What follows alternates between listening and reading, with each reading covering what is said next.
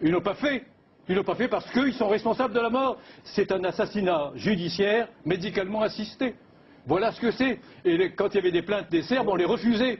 Monsieur Goldnadel peut en témoigner. Oui, j'étais parti pour Avocats sans frontières en Yougoslavie pour aller voir notamment le sort des Serbes, dont tout le monde se moquait à l'époque. Non pas qu'ils soient responsables de rien, les Serbes. Mais je voyais ça sur un plan humanitaire. Et je me suis occupé des massacres à Gospić, c'est-à-dire en Krajina. Et nous avions réuni tout un dossier de 50 victimes, avec des témoignages tout à fait circonstanciés, avec des médecins légistes qui avaient fait des rapports. J'ai envoyé ça au tribunal international. D'ailleurs, une juge française, une ancienne juge d'instruction, m'avait dit, vous savez, mettre en confidence, on s'occupe beaucoup moins bien des Serbes. Et puis on m'a fait mariner pendant plusieurs années. Et puis ensuite, on m'a expliqué tout simplement que le dossier avait été perdu.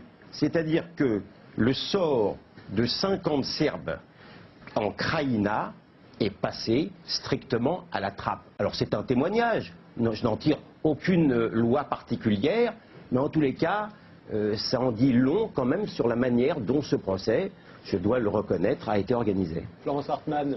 Totale propagande. Ces personnes-là font l'objet d'un procès. Il y a des accusés Vous parlez des Serbes en question qui sont... Vous parlez des 40 victimes de Gospić? Ce serait gentil de me laisser terminer. Oui, des généraux, des officiers de l'armée croate sont poursuivis dans le cadre de ces crimes-là. Il est vrai que la plupart des victimes ont été des victimes non serbes.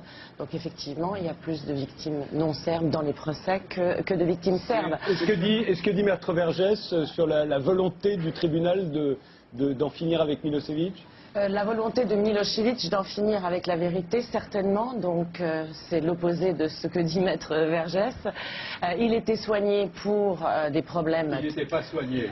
particuliers. Il n'a pas été soigné. Je ne vous ai pas interrompu, même quand vous avez employé des termes absolument inadmissibles.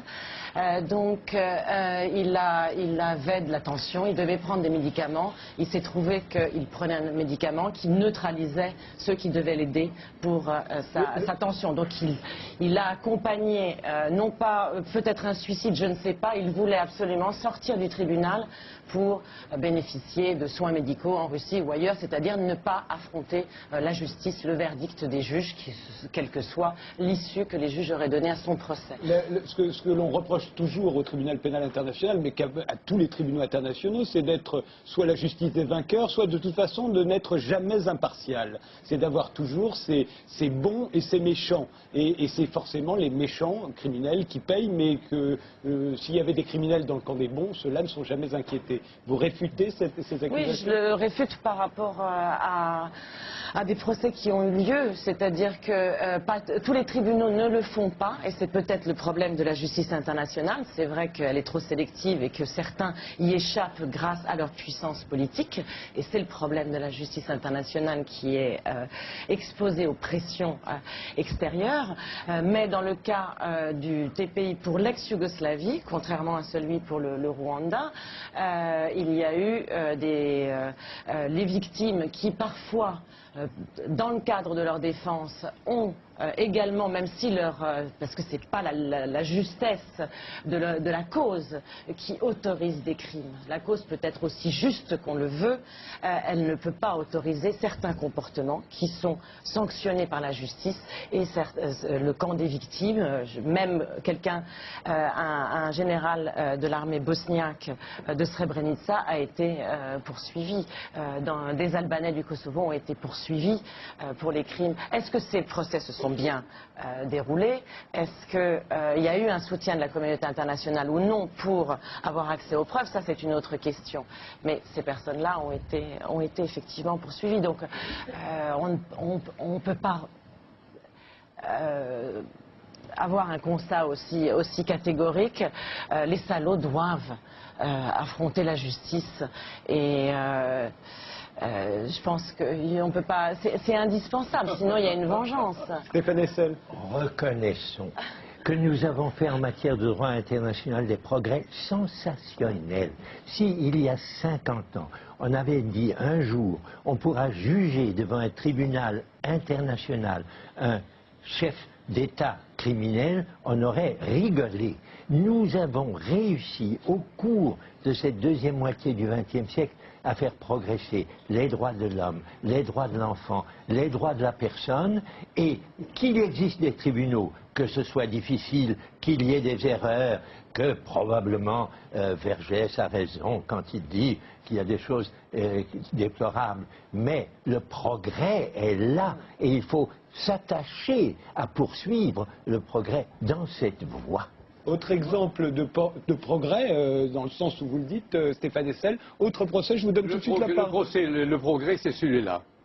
Les Américains torturent des gens à Guantanamo.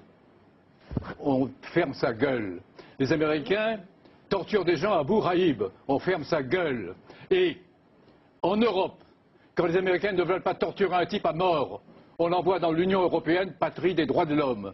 Où on torture en Roumanie pour quelques millions de dollars, on torture en Pologne pour quelques milliers de dollars, on torture en Lituanie pour quelques milliers de dollars. C'est ça le progrès de la justice universelle. Oui.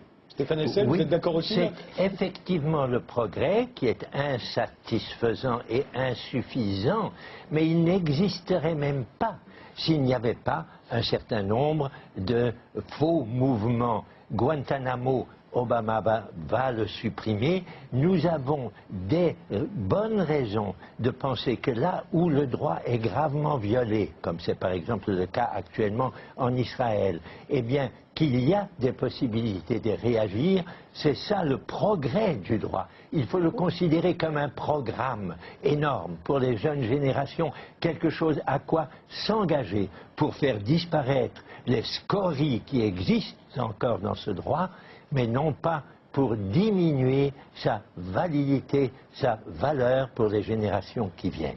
Mais moi, je veux dire qu'il y a aussi une question à se poser, c'est est-ce que les décisions de cette justice internationale sont appliquées de la même manière partout? Est-ce que ça a force d'exécution? La vérité, c'est un peu ce que je répondais à votre première question, c'est que ça dépend. Le meilleur exemple qu'on peut donner, c'est quand la Cour internationale de justice en 2004 condamne l'État d'Israël pour avoir érigé ce mur en territoire palestinien. Israël a pris cet avis comme il a pris toutes les décisions de justice internationale.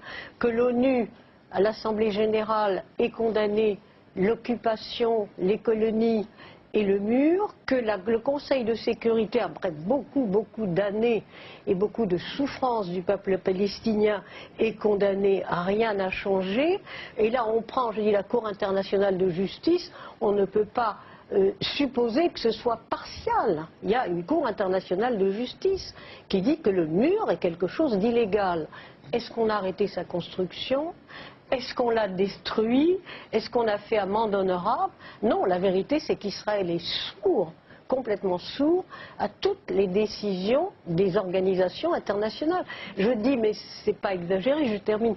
Quand je dis qu'Israël est hors la loi internationale, c'est ce que je veux dire d'une manière très brève. Ça veut dire qu'il y a des décisions que nous devons reconnaître, comme le disait justement Stéphane Hessel, autrement il n'y aurait pas moyen de vivre en paix entre nous. C'est important tout ce qui se passe et ces décisions. Quand Israël laisse courir, je ne veux pas dire méprise, enfin peu importe, en tout cas c'est comme si on n'avait pas statué, il y a quelque chose là qui n'est pas supportable, en particulier pour le peuple palestinien. Denis Charmy.